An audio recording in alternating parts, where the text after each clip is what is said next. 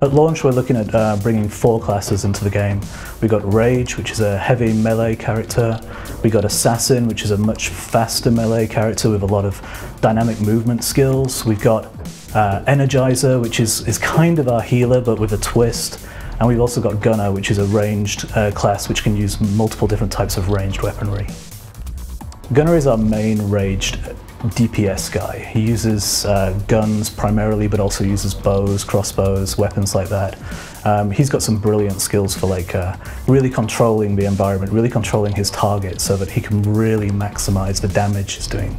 Energizer is my favorite class because it's a really fine line to walk. It's a difficult class to play, but it's very enjoyable when you get it right. You're balancing on that knife's edge of life and death, not only for your friends and companions, but yourself.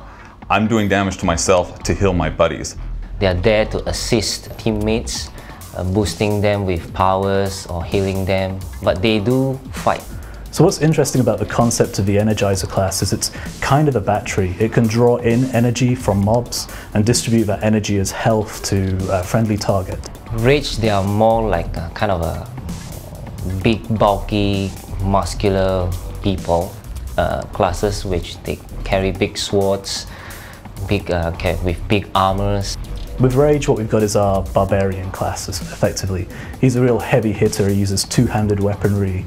All his swings, they can hit multiple targets at the same time, so there's a lot of AoE skills, and it's also really got some really beefy-looking, sort of oversized weaponry. Assassins are our stealthy class. They would be the ones that hide in the shadows, that come from nowhere. One of the key things about that class as well is mobility, the ability to get to targets quickly, almost teleport to targets to begin attacks. They can also stealth. It's the only class in the game that has stealth and can attack coming out of stealth as well. So in designing these classes, we really wanted players that choose one of these 4 classes to really work together, and we designed them in such a way that they really complement each other. We're not as fixed as some other MMOs. We don't really have just a tank. We don't really have just a healer. We've really softened that down for this game, and it allows everybody to be involved in combat. One of the main things that's different about the combat system in Otherland is that we don't limit players to a class-specific weapon. If I'm a Rage player, and I like playing Rage, which uses big two-handed weapons, I could also switch to a small sword or to a gun if I'd like to.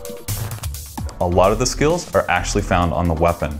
So in Otherland, a Rage character could actually be using his class abilities to do his job, whether that's damage or tanking. But then he could also equip, let's say, a gunner shotgun, and it has its own special abilities, and he can then use those abilities in combination with his own Rage class abilities to create really interesting and fun scenarios. We're always working on things. We are actively developing our 5th class, which will be available post-launch, and I'm not going to give too much away, but what would a cyberpunk action MMO be without a hacker?